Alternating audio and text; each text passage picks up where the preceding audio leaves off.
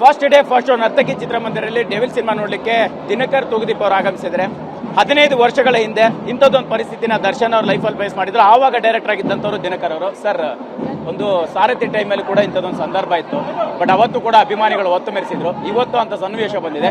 ಸಹೋದರನಾಗಿ ಅಭಿಮಾನಿಗಳ ಪಾಲಿನ ಒಬ್ಬ ಪ್ರೀತಿ ನೋಡಿದವರಾಗಿ ಏನು ಹೇಳ್ತೀರಿ?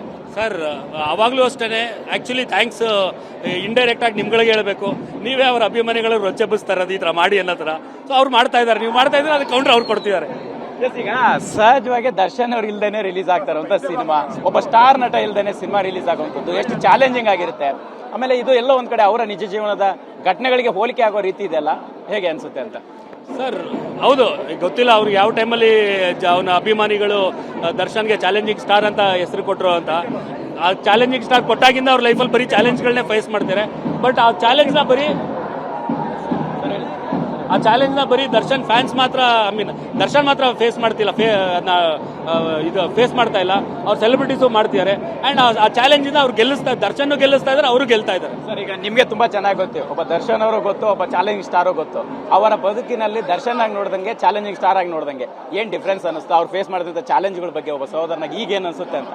ಸರ್, ದರ್ಶನ್ ಚಾಲೆಂಜಿಂಗ್ ಸ್ಟಾರ್ ಸಿನಿಮಾಲಿ ಸರ್, ಮನೇಲಿ ದರ್ಶನ್ ದಿನಕರ್ ಅಣ್ಣ, ತೂಗುದೀಪ ಶ್ವಾಸ್ ಅವ್ರ ಮಗ, ಮೀನಾ ತೂಗುದೀಪ ಶ್ವಾಸ್ ಅವ್ರ ಮಗ, ಅಂಡ್ ದಿವ್ಯಾ ಮಂಜುನಾಥ್ ಅವ್ರಿಗೆ ತಮ್ಮ. ಸೊ ಅದೇ ತರ ಇರ್ತಾರೆ. ಅಲ್ಲೇನವ್ರೇನು ಸ್ಟಾರ್ ತರ ಏನು ಮನೇಲೇನು ಇರಲ್ಲ.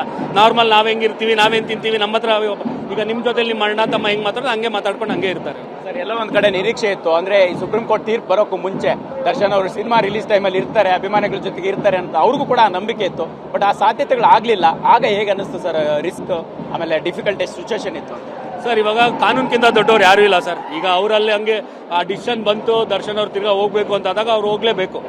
ಹೋಗಲ್ಲ ಅಂತ ಹೇಳಕ್ಕಂತೂ ಯಾರ ಕೈಲೂ ಆಗಲ್ಲ.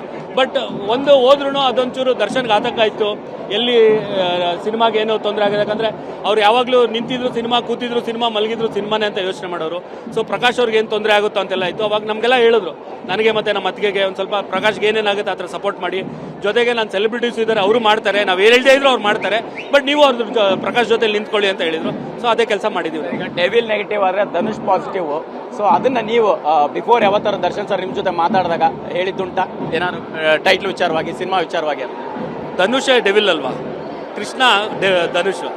ಸೊ ಸಿನಿಮಾ ಬಗ್ಗೆ ಏನು ಜಾಸ್ತಿ ಮಾತಾಡಿರಲಿಲ್ಲ ನಾವಾಗ. ಬಟ್ ಒಂದೇ ದಿನ ನಾನು ಒಂದು ಸಾಂಗ್ ಶೂಟಿಂಗ್ ಹೋಗಿದೆ ಅಷ್ಟೇ. ಅದು ಬಿಟ್ಟರೆ ಸಿನಿಮಾ ಹೆಂಗೆ ಬರ್ತಾ ಇದೆ ಅನ್ನೋದು ಮಾತಾಡ್ತಾ ಇದ್ವಿ. ಹಿಂಗೆ ಬರ್ತಾ ಇದೆ, ಹಂಗೆ ಮಾಡ್ತಿದ್ದಾರೆ, ಪ್ರಕಾಶ್ ತುಂಬ ಚೆನ್ನಾಗಿ ಮಾಡ್ತಾರೆ, ಈ ಸಾಂಗ್ ಹಿಂಗೆ ಬಂದಿದೆ ಅಂತೆಲ್ಲಾನು ಎಕ್ಸ್ಪ್ಲೇನ್ ಮಾಡೋರು ಅಷ್ಟೇ. ಸರ್, ಈಗ ಹೇಗಿದ್ದಾರೆ ಏನು ಅನ್ನುವಂಥದ್ದು ಅವ್ರ ಅಭಿಮಾನಿಗಳಿಗಿರುವಂಥ ಕುತೂಹಲ, ನಿಮ್ಮ ಮುಖಾಂತರ ಕೊಡುವಂಥ ಉತ್ತರ. ಯಾಕಂತಂದ್ರೆ ಒಂದಿಷ್ಟು ಸಹಜವಾಗಿ ಘಟನಾವಳಿಗಳ ಬಗ್ಗೆ ನಿಮಗೂ ಗೊತ್ತಿದೆ, ನೀವು ಕೂಡ ಅದನ್ನು ಖಂಡಿಸಿದ್ದೀರಿ, ಮಾತಾಡಿದಿರಿ, ಕುಟುಂಬದವರು ಸ್ಪಷ್ಟನೆ ಕೊಡುವಂಥ ಪ್ರಯತ್ನ ಆಗಿದೆ. ಅವರು ಗಲಾಟೆ ಮಾಡಿದ್ರಂತೆ, ಫ್ರಸ್ಟ್ರೇಟ್ ಆಗಿದ್ದಾರಂತೆ, ಸಿನಿಮಾ ರಿಲೀಸ್ ಟೈಮಲ್ಲಿ ಒದಾಡ್ತಿದ್ದಾರಂತೆ ಅಂತ ಈ ವಿಚಾರಗಳಿಗೆ ಸರ್, ಈ ಅಂತ್ಯಕಂತೆಗಳು ಯಾರು ಸರ್ ಹೇಳ್ತಾ ಇರೋದು? ಸ್ವಲ್ಪ ಹಿಂಗ್ ಬನ್ನಿ, ಆನ್ಸರ್ ಹೇಳ್ಬೇಕು ಸರ್ ನೀವು. ನಾನು ಖಂಡಿತ ಏನ್ ಗೊತ್ತಾ, ಅಂತ್ಯಕಂತೆಗಳನ್ನ ನೀವೇ ಕ್ಲಾರಿಫೈ ಮಾಡಿದ್ರೆ ಅಂತ್ಯಕಂತೆಗಳು ಬರಲ್ಲ. ನೀವು ಏನೋ ಒಂದು ನ್ಯೂಸ್ ಹಾಕೋಣ ಅಂತ ಹಾಕಿದಾಗ ಅದು ಅಂತ್ಯಕಂತೆಗಳಾಗಲ್ಲ. ನಿಮಗೆ ಹೇಗೋ ಒಂದು ಮಾಹಿತಿ ಇರುತ್ತೆ, ನಮಗೂ ಹೇಗೋ ಒಂದು ಮಾಹಿತಿ. ಅದಕ್ಕೆ ನಿಮ್ಮ ಮುಖಾಂತರ ನಾನು ಸ್ಪಷ್ಟನೆ ಕೇಳ್ತಾ ಇದ್ದೀನಿ ಅಭಿಮಾನಿಗಳಿಗೋಸ್ಕರ ಅಂತ. ನಮಗೆ ಮಾಹಿತಿ ಇರಲ್ಲ ಸರ್, ನಮ್ಗೆ ಕರೆಕ್ಟಾಗಿ ಗೊತ್ತಿರುತ್ತೆ ಏನು ನಡೀತಾ ಇದೆ ಇಲ್ಲಿ ಅಂತ. ನೀವುಗಳು ಯಾರೋ ಒಬ್ರು ಏನೋ ಹೇಳಿದ್ರು ಅಂತ ಅದು ಸರಿನಾ ತಪ್ಪ ಅಂತ ವೆರಿಫೈ ಮಾಡ್ದೇನೆ ನ್ಯೂಸ್ ಹಾಕ್ಬಿಡ್ತೀರಾ.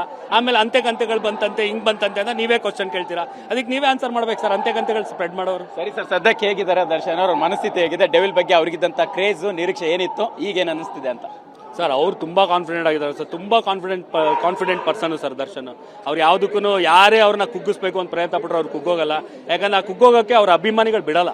ಅವ್ರು ಆ ರೇಂಜಿಗೆ ದರ್ಶನ್ ಬೆನ್ನಿಂದ ನಿಂತ್ಕೊಂಡು ಅವ್ರಿಗೆ ಸಪೋರ್ಟ್ ಮಾಡ್ತಿರ್ತಾರೆ, ಅವ್ರಿಗೆ ಕಾನ್ಫಿಡೆನ್ಸ್ ಕೊಡ್ತಿರ್ತಾರೆ. ಸೊ ಅಭಿಮಾನಿಗಳು, ಅವ್ರ ಸೆಲೆಬ್ರಿಟಿಗಳು ಇರೋರ್ಗೂ ದರ್ಶನ್ಗೆ ಏನೇನೂ ಆಗಲ್ಲ ಸರ್. ಫೈನಲಿ ಸಿನಿಮಾದಲ್ಲಿ ರಾಜಕೀಯಕ್ಕೆ ಎಂಟ್ರಿ ಕೊಟ್ಟಂಗೆ ನಿಜ ಜೀವನದಲ್ಲಿ ದರ್ಶನ್ ಅವರು ಬಂದ ಮೇಲೆ ರಾಜಕೀಯಕ್ಕೆ ಬರ್ತಾರೆ ಅನ್ನೋಂಥ ಕುತೂಹಲದ ಪ್ರಶ್ನೆಗೆ ಸಹೋದರಾಗಿ ಏನ್ ಹೇಳ್ತೀರಾ? ಅವ್ರು ನೋಡೋದಾದ್ರೆ ಹೆಂಗ್ ನೋಡ್ತೀರಾ ಸರ್? ಸರ್, ಅದನ್ನ ಅವ್ರು ಸೆಲೆಬ್ರಿಟಿಗಳೇ ಡಿಸೈಡ್ ಮಾಡ್ತಾರೆ ಸರ್, ದರ್ಶನ್ ಪಾಲಿಟಿಕ್ಸ್ಗೆ ಬರಬೇಕಾ ಬೇಡವಾ ಅಂತ. ಅವ್ರ ಸೆಲೆಬ್ರಿಟಿಗಳು ಏನ್ ಹೇಳ್ತಾರೆ ಹಂಗೆ ದರ್ಶನ್ ಮಾಡ್ತಾರೆ. ಒಂದಿಷ್ಟು ಅಭಿಮಾನಿಗಳ ಅಪೇಕ್ಷೆ ಕೂಡ ಇದೆ, ಬರ್ತಾರೆ ರಾಜಕೀಯಕ್ಕೆ ಅಂತ. ಅವ್ರಿಗೂ ಕೂಡ ರಾಜಕೀಯದ ಕನಸುಗಳಿತ್ತು ಅಂತ ನೀವೇನ್ ಹೇಳ್ತೀರಿ? ಸಹೋದರಾಗಿ ಹೆಂಗ್ ಸಪೋರ್ಟ್ ಮಾಡ್ತೀರಿ ಬಂದ್ರೆ ದರ್ಶನ್ ಅವರು? ಯಾರಿಗೆ ರಾಜಕೀಯ ಕನಸಿತ್ತು ಅಂತ ದರ್ಶನ್ ಅವರ ಆಲೋಚನೆಗಳಿಗೆ ಯಾರು ಹೇಳಿದ್ರು? ಅಲ್ಲ, ಆಲೋಚನೆಗಳಿದೆ ಅಂತ ಯಾರು ಹೇಳಿದ್ರು? ನಮಗೊಂದು ಮಾಹಿತಿ. ಅದೇ ಯಾರು ಹೇಳಿದ್ರು? ಅವ್ರ ಅಭಿಮಾನಿಗಳು ಕೆಲವರು ಹೇಳಿದ್ದಾರೆ ಸರ್ ನಮ್ಮ ಹತ್ರ. ಸರ್, ದರ್ಶನ್ ತಮ್ಮನಾಗಂತೂ ನನಗಂತೂ ಆ ಮಾಹಿತಿ ಇಲ್ಲ ಸರ್. ಅವ್ರ ಪಾಲಿಟಿಕ್ಸ್ ಬರ್ತೀನಿ ಅಂತ ದರ್ಶನ್ ನನ್ನ ಹತ್ರ ಅಂತೂ ಯಾವತ್ತೂ ಹೇಳಿಲ್ಲ. ಸೊ ಗೊತ್ತಿಲ್ಲ, ಸೆಲೆಬ್ರಿಟಿಗಳು ಇಷ್ಟಪಟ್ಟರೆ ಏನು ಬೇಕಾದ್ರೂ ಮಾಡ್ತಾರೆ. ಅವ್ರು ಸೆಲೆಬ್ರಿಟಿಗೋಸ್ಕರ ಇರೋರು, ಅವ್ರು ಏನು ಬೇಕಾದ್ರೂ ಮಾಡ್ತಾರೆ ಸೆಲೆಬ್ರಿಟೀಸ್ಗೋಸ್ಕರ. Thank you sir. Thank you. ಇದಿಷ್ಟು ಸಹೋದರ ದಿನಕರ್ ತೂಗುದೀಪ್ ಅವರು ಮಾತಾಗಿರ್ತಕ್ಕಂಥದ್ದು. ಕ್ಯಾಮ್ರಾ ಪರ್ಸನ್ ಜಗನ್ ಜೊತೆ ಮಾಲ್ತೇಶ್ ಜಗ್ಗಿನ್, TV9 ಬೆಂಗಳೂರು.